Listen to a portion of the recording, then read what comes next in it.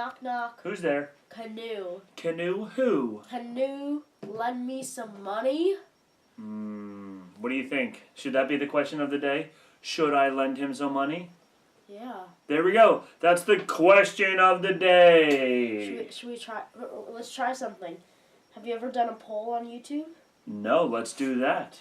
So there'll be an icon right here, and it'll show up. It'll say, "Should we lend Trey some money?" And there'll be a poll, and you can either say yes or no. All right, so there we go. Right away, before we even get into anything important, boom, question of the day, hit at you immediately.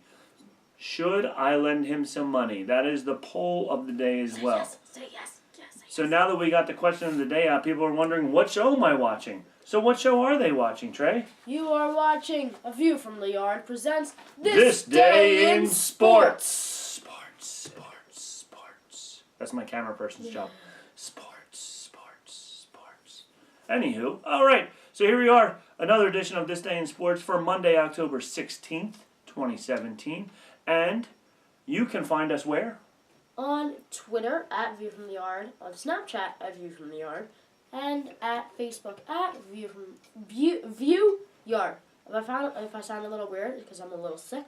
He's a little congested up here in the nose. Yeah. All right, so there we go. So that's all the good things, how you can find us. And now we're going to get right into it since we already got the question of the day out of the way. Get right into the news. So here we go.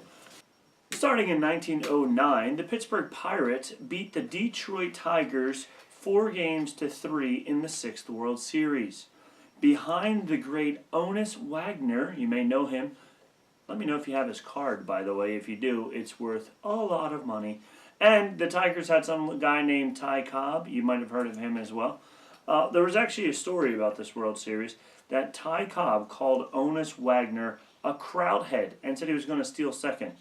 Turned out that never happened. And Ty Cobb and Honus Wagner were actually really good friends.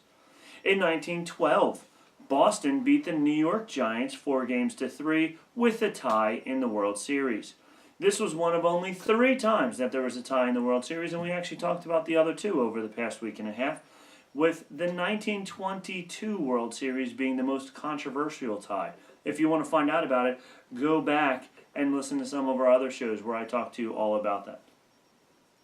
The 1916 Brooklyn Dodgers manager Wilbert Robinson got a $5,000 bonus at the end of the season for doing such a great job in his new 3-year contract. He still made only $15,000 a year, but got a $5,000 bonus.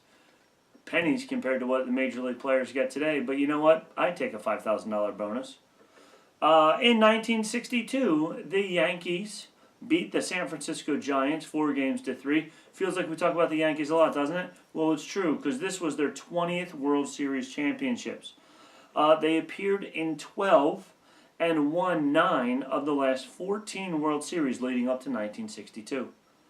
In 1969, Tommy Agee and Ed Kranepool both homered for the New York Mets, and Tommy Agee makes 2 amazing great catches as the New York Mets, who were 100-1 odd to win the World Series at the beginning of the season, were 100-1 odds to win the World Series over the Baltimore Orioles 4-1. In 1983, the Baltimore Orioles beat the Philadelphia Phillies, symbolized by this little bobblehead right here, 4-1 in the 80th World Series.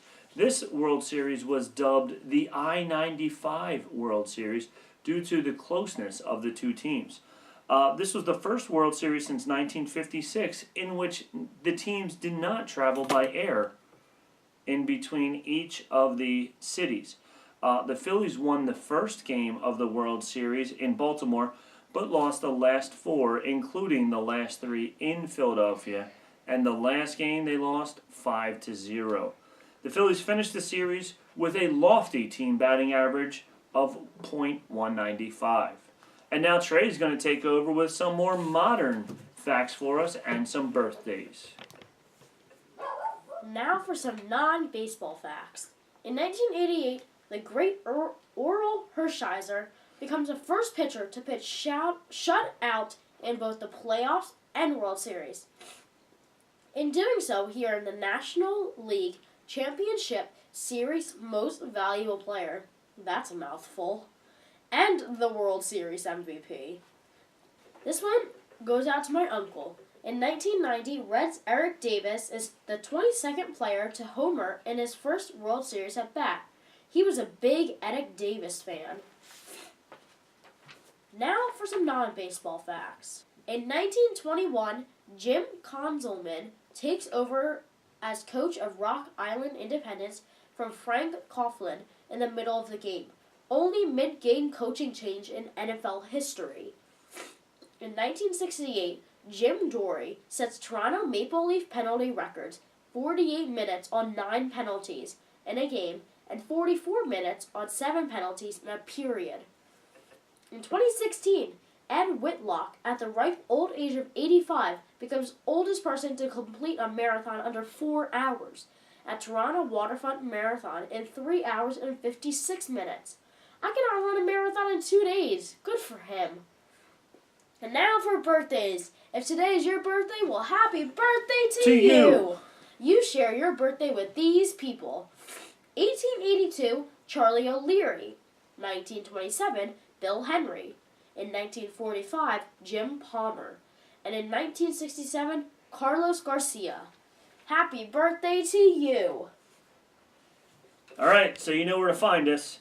Back right down here, View from the Yard on Twitter, View from the Yard on Snapchat, and View Yard on Facebook. Oh, we forgot to tell them. Just go down below and subscribe. Oh yeah, Press that subscribe, like, and after you like it, give it a thumbs up. Then you can hit this button over here, which is the Post notifications. post notifications. So you get a notification every time we make a new video. And hit this iCard. It'll be right up here. Should I lend him money? Yeah. Don't. Yes. Yes. And there will be a poll, and you just need to click on the iCard, and the poll will show off, and you just need to press either yes or no. And we'll also add some other. You can also add some other videos from a couple days ago. You know, we probably had like 4 videos, so you can go check all of them out. Check them all out. All right, that's it for now. So we will see you again tomorrow here on The View from the Yard presents This Day in Sports.